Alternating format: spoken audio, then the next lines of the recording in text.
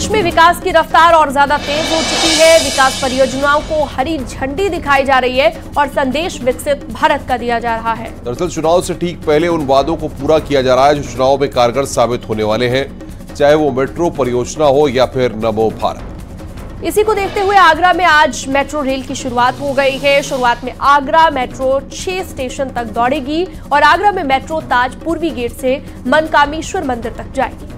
39 महीने में मेट्रो का पहला फेज पूरा किया गया है, यानी अब मेट्रो चलने से आगरा में पर्यटन को बढ़ावा मिलेगा। साथ ही गाजियाबाद में semi high speed urban train की सौगात दी गई है। नमो भारत के दूसरे फेज का आज पीएम मोदी ने लोकार्पण किया। आपको रिपोर्ट के जरिए दिखाते हैं कि कैसे चुनावी पटरी पर विकास की गाड़ी फर्राटे भर रही है।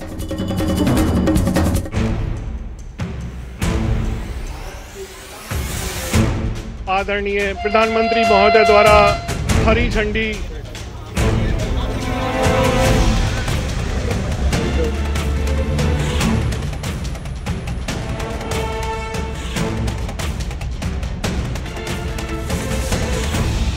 उत्तर प्रदेश में मोदी योगी की नीति और रणनीति से विकास की गाड़ी रफ्तार पकड़ चुकी है। विकास परियोजनाओं के लोकार्पण और शिलान्यास से उत्तर प्रदेश को उत्तम से सर्वोत्तम प्रदेश बनाने के लिए पहल की जा रही है और यूपी के शहरों को स्मार्ट बनाने के लिए मेट्रो की शुरुआत हो रही है, जिसकी तस्वीर आज आगरा और गाजियाबाद से आई। ताज नगरी में मेट्रो की शुरुआत हुई तो गाजियाबाद में पीएम मोदी ने देश की पहली semi high speed urban train नमो भारत के दूसरे फेज का लोकार्पण किया। छत्रपति शिवाजी महाराज के शौर्य और पराक्रम की गाथा से यह सिटी जुड़ी हुई है। इस सिटी ने अनेक उतार चढ़ाव देखे। आधुनिक सुविधाओं का केंद्र यह सिटी बने, इसके लिए मेट्रो आवश्यक थी और हम सब आभारी हैं कि आदरणीय प्रधानमंत्री जी ने आगरा को मेट्रो के लिए चयन करके इस कार्य को तेजी के साथ आगे बढ़ाने का कार्य किया। आज वह कार्य भी, वह सपना भी यहाँ का पूरा हो चुका है। ये सिर्फ मेट्रो और ट्रेन की रफ्तार नहीं बल्कि चुनाव में चमत्कार की तरह है, क्योंकि केंद्र और प्रदेश की सरकार ने जनता से जो भी वादा किया उनमें से आखिरी बचे वादों को चुनाव से ठीक पहले पूरा किया जा रहा है। आगरा में मेट्रो रेल की शुरुआत हुई। 39 महीने में मेट्रो का पहला फेज पूरा हुआ। मेट्रो चलने से पर्यटन को बढ़ावा मिलेगा। गाजियाबाद में semi high speed urban train नमो भारत के दूसरे फेज का लोकार्पण, यानी उत्तर से दक्षिण तक मोदी योगी की विकास वाली गाड़ी रफ्तार पकड़ चुकी है, वो भी तब जब चुनावी मौसम अपना रंग दिखा रहा है। हालांकि इस रफ्तार को बरकरार रखने के लिए एक बार फिर 400 पार का नारा दिया जा रहा है। –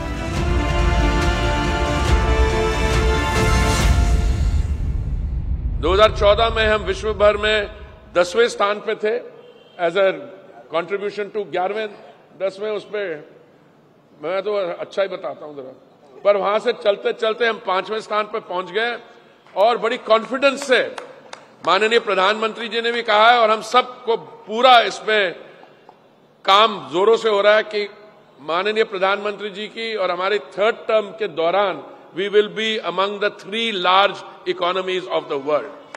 काम तेजी के साथ प्रगति पर है, बड़ी जल्दी दोनों तरफ, दिल्ली की तरफ और मेरठ की, आप देखेंगे कि इनका भी काम पूरा हो जाएगा। तो ये तकरीबन 82 किलोमीटर का जो सेक्शन है दिल्ली से मेरठ तक का, ये पूरा हो जाएगा। और साथ साथ प्रोजेक्ट चल रहा है दुहाई से जेवर को जोड़ने का, जेवर एयरपोर्ट। विकास परियोजनाओं के साथ देश और प्रदेश की सरकार जनता के बीच भरोसा और विश्वास कायम कर चुकी है और उसी भरोसे के नाम अब 24 का सियासी पैगाम दिया जा रहा है, जिसके जरिए विकास की रफ्तार के साथ चुनावी चमत्कार हो सके। Bureau report, news 18।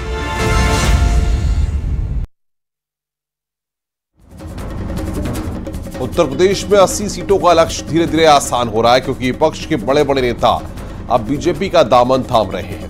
दावा है कि बीजेपी में शामिल होने वाले नेता मोदी योगी की नीति और रणनीति से प्रभावित है, जिन्हें जातिवादी राजनीति से ज्यादा विकास पर भरोसा है।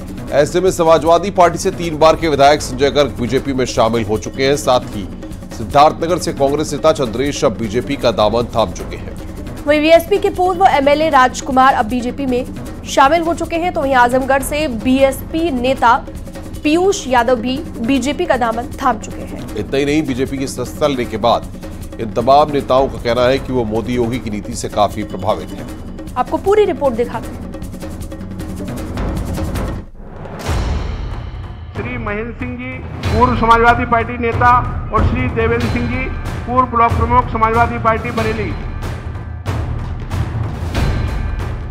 उत्तर प्रदेश में विपक्षी दल समाजवादी पार्टी की चुनौतियां बढ़ गई हैं। पार्टी के बड़े बड़े नेता बीजेपी का दामन थाम रहे हैं और अखिलेश के पीडीएफ फॉर्मूले को ढकोसला बता रहे हैं। लखनऊ से आई इस तस्वीर पर गौर करें तो कई ऐसे नेता अब रंग में रंग चुके हैं जो कभी अखिलेश की साइकिल यात्रा की रफ्तार बढ़ा रहे थे। श्री महेंद्र सिंह जी पूर्व समाजवादी पार्टी नेता और श्री देवेंद्र सिंह जी पूर्व ब्लॉक प्रमुख समाजवादी पार्टी बरेली। लेकिन अब यही लोग बीजेपी के विजय रथ पर सवार हो चुके हैं। अब स्थितियां साफ हैं कि भारतीय जनता पार्टी बलिया, गाजीपुर, आजमगढ़ समेत पूर्वांचल के सियासी समीकरणों को दुरुस्त करने के लिए लगातार वहां के जो स्थानीय नेता हैं उनको पार्टी की सत्ता दिला रही है, जिनका उन सीटों में बड़ी पैठ मानी जाती है। चुनाव से पहले ये झटका सिर्फ अखिलेश यादव को नहीं बल्कि कांग्रेस के लिए भी किसी बड़े सदमे से कम नहीं, क्योंकि जहां सपा नेता ने बीजेपी का दामन थामा तो वहीं कुछ कांग्रेसी नेता भी बीजेपी में शामिल हो चुके हैं। एसपी से 3 बार के विधायक रहे संजय गर्ग बीजेपी में शामिल। बीएसपी के पूर्व एमएलए राजकुमार सिंह ने बीजेपी का दामन थामा। सिद्धार्थनगर से कांग्रेस नेता चंद्रेश उपाध्याय बीजेपी में शामिल। आजमगढ़ से बीएसपी के नेता पीयूष यादव व बीजेपी के साथ, यानी 2 लड़कों की जोड़ी के बीच कांग्रेस और समाजवादी पार्टी में भूचाल आ चुका है। आपने देखा होगा कि आज पूरे प्रदेश भर में, देश भर में जिस प्रकार की परिस्थिति है, उस विचार से प्रभावित होकर, हमारे एजेंडे से प्रभावित होकर बहुत बड़ी संख्या में लोग इस विकास के, डेवलपमेंट के एजेंडे के साथ, सुरक्षा के एजेंडे के साथ जुड़ना चाहते हैं। बड़ी संख्या में लोग हमारी पार्टी का, हमारे परिवार का हिस्सा बन रहे हैं। आज भी बड़ी संख्या में सार्वजनिक जीवन में काम करने वाले अन्य दलों से लोग मोदी जी के नेतृत्व में, योगी जी के नेतृत्व में जो विकास यात्रा चल रही है, उस विकास यात्रा के साथ जुड़कर भारतीय जनता पार्टी परिवार का हिस्सा बनने जा रहे हैं। हम भारतीय जनता पार्टी परिवार में आपका स्वागत करते हैं और भरोसा दिलाते हैं कि भारतीय जनता पार्टी की सत्ता ग्रहण करने के बाद आपको पूरा मान सम्मान मिलेगा। आपके हक और हुकूक की लड़ाई लड़ने का काम भारतीय जनता पार्टी करने का काम करेगी। लेकिन हमारी आप सबकी भी जिम्मेदारी बनती है, जो सदस्यता ग्रहण कर रहे हैं हमारे साथीगण, क्योंकि आप सब लोग कहीं न कहीं हम लोगों से लगातार मिलते रहते हैं और कुछ तो हमारे ही परिवार के साथी हैं। एक तरफ बीजेपी का कुनबा बढ़ रहा है तो दूसरी तरफ बीजेपी अपने सहयोगियों को भी साथ लेकर चल रही है। पहली लिस्ट में 51 सीटों पर प्रत्याशी उतारे। बची 29 सीट में 5 सीटें सहयोगी दलों को मिलेंगी। बिजनौर और बागपत में आरएलडी से प्रत्याशी का ऐलान हो चुका है। मिर्जापुर और सोनभद्र अपना दल के लिए है, तो वहीं घोसी सीट पर एसबी-एसपी प्रत्याशी को मौका मिलेगा। यानी उत्तर प्रदेश में 80 सीटों का लक्ष्य लिए बीजेपी अब चुनावी तैयारियां युद्ध स्तर पर शुरू कर चुकी है, जिसके जरिए विपक्ष की रणनीति को कमजोर करने के साथ ही अपने कुनबे को मजबूत करने की भी, ताकि यूपी के रास्ते दिल्ली की गद्दी पर हैट्रिक लग सके। Bureau report, news 18।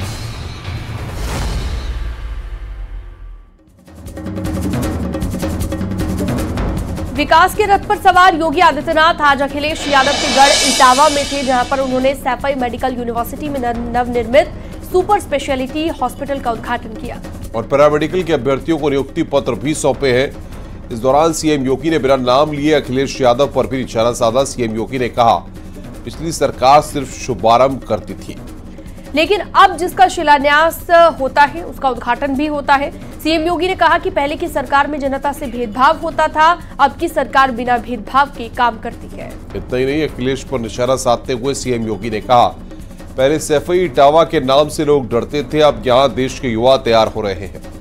यानी कि सीएम योगी ने साफ शब्दों में कह दिया है कि अगर जनता को विकास चाहिए तो जातिवाद और परिवारवाद से बचना होगा। आपको बयान सुनाते हैं। आपने देखा होगा कि 2017 तक 1947 से 2017 तक 70 वर्षों में केवल 12 गवर्नमेंट मेडिकल कॉलेज यूपी में बन पाए थे, और आज उत्तर प्रदेश में 45 मेडिकल कॉलेज बनकर के गवर्नमेंट सेक्टर में 45 जनपदों में मेडिकल कॉलेज बन चुके हैं, 20 में बनने की प्रक्रिया के अंतिम चरणों में हैं, और जो 14 बाकी जनपद बचे हुए हैं, उन जनपदों में भी मेडिकल कॉलेज के निर्माण की कार्रवाई को युद्ध स्तर पर आगे बढ़ाने का कार्य किया जा रहा है। स्वर्गीय मुलायम सिंह जी को इस बात के लिए हृदय से श्रद्धांजलि दूंगा कि उन्होंने अपने गांव में इस आयुर्विज्ञान संस्थान को स्थापित किया। वास्तव में आप मुझे बताइए, अगर यह विश्वविद्यालय, चिकित्सा विश्वविद्यालय यहां नहीं बनता तो क्या पूरा लघु भारत के दर्शन यहां पे हो पाते? और आप में भी जितने छात्र छात्राएं हैं, पहले लोग सेफाई और इटावा के नाम से ही डरते थे।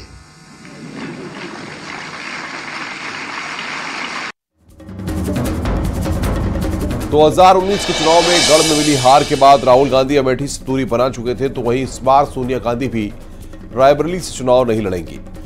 ऐसे में सवाल ये उठ रहे हैं कि आखिर अमेठी रायबरेली से कांग्रेस का प्रत्याशी कौन होगा। अब ये तस्वीर दिल्ली में कांग्रेस की बैठक के बाद करीब करीब साफ हो चुकी है। माना जा रहा है कि अमेठी से राहुल गांधी ही कांग्रेस से चुनाव लड़ेंगे। हालांकि राहुल गांधी 2 सीटों पर चुनाव लड़ने की तैयारी में है। दरअसल यूपी कांग्रेस ने राहुल गांधी और प्रियंका गांधी से अपील की है। रायबरेली से प्रियंका गांधी तो अमेठी से राहुल गांधी को प्रत्याशी बनाने की मांग हो रही है। ऐसे में अब आपको बता दें कि अगर प्रियंका गांधी चुनाव लड़ती हैं तो प्रियंका गांधी के लिए ये पहला मौका होगा जब लोकसभा चुनाव लड़ेंगी। हालांकि दूसरी तरफ स्मृति ईरानी अमेठी के बाद अब रायबरेली में भी गांधी परिवार को खुला चैलेंज दे रही है। आपको पूरी रिपोर्ट दिखाते हैं।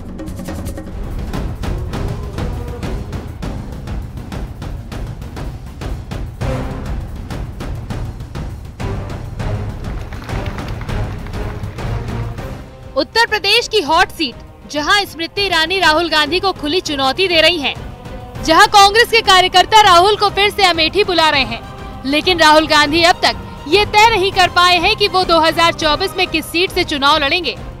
हालांकि उम्मीद जताई जा रही है कि राहुल गांधी अमेठी से तो प्रियंका गांधी रायबरेली से ही चुनाव लड़ने वाली हैं। दावा है कि राहुल गांधी अमेठी से चुनाव लड़ेंगे। राहुल गांधी को लेकर यूपी कांग्रेस की मांग, प्रियंका गांधी रायबरेली से लड़ सकती हैं।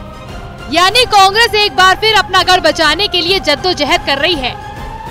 बीजेपी का दावा है कि स्मृति ईरानी के डर के चलते राहुल गांधी ने अमेठी छोड़ दी है, तो वहीं रायबरेली की ग्राउंड रिपोर्ट के आधार पर सोनिया गांधी ने पहले ही राज्यसभा को चुन लिया है। ऐसे में आज जब अमेठी और रायबरेली के तमाम लोग इसी कांग्रेस मुख्यालय में पहुंचे तो उन सभी का ये दावा था, उनकी मांग थी कि कांग्रेस के गांधी परिवार से ही कोई इन दोनों सीटों से लड़े। तो वहीं दूसरी तरफ स्मृति ईरानी अमेठी के साथ रायबरेली में कांग्रेस नेताओं को बीजेपी ज्वाइन करवा रही हैं और राहुल गांधी के खिलाफ चुटकी ले रही हैं। तो जो 50 साल में ना हो सका, उसकी शुरुआत हमने गत 5 वर्षों में की। जो वादा दिया उस वादे को निभाया, और शायद आज पहली बार ऐसा हुआ है कि राहुल और स्मृति दोनों एक मंच पर बोले। अब उस वाले का तो पता नहीं, इस वाले राहुल भैया को बताता। दरअसल अमेठी में राहुल गांधी से सांसद की कुर्सी झटकने के बाद स्मृति ईरानी की नजर रायबरेली में भी खेल करने की है। ऐसे में वो इन दिनों कांग्रेस के गढ़ में हुंकार भर रही हैं। हालांकि अगर पिछले चुनावी परिणाम पर नजर डालें तो रायबरेली कांग्रेस का गढ़ मानी जाती है। लंबे समय तक कांग्रेस का इस सीट पर कब्जा। 2004 से 2019 तक सोनिया गांधी जीती। 1996, 1998 में बीजेपी की जीत हुई, लेकिन इस बार प्रियंका गांधी को रायबरेली से मैदान में उतारा जा सकता है। देखिए, खबरें जो भी आए, खबरें अच्छी आएंगी, खबरें ऐसी आएंगी इससे भारतीय जनता पार्टी में बेचैनी होगी। अमेठी भी इस बात को तैयार है कि राहुल गांधी जी उनके सांसद बनेंगे और देश के प्रधानमंत्री बनेंगे। रायबरेली भी तैयार है, प्रियंका गांधी जी को चुनाव लड़ाकर संसद भेजेंगे। तो सवाल इस बात का नहीं है, जिस तरह से अमेठी और रायबरेली एक परिवार की तरह है। गांधी परिवार भी उसे अपने परिवार की तरह ही मानता है। यानी एक तरफ स्मृति ईरानी विकास के दम पर राहुल गांधी को चुनौती दे रही हैं, तो दूसरी तरफ और कांग्रेस के नेता भी राहुल को अमेठी और प्रियंका गांधी को रायबरेली से चुनाव लड़ने की अपील कर रहे हैं। हालांकि इसको लेकर कांग्रेस की तरफ से आधिकारिक घोषणा नहीं हुई है। Bureau report, news 18।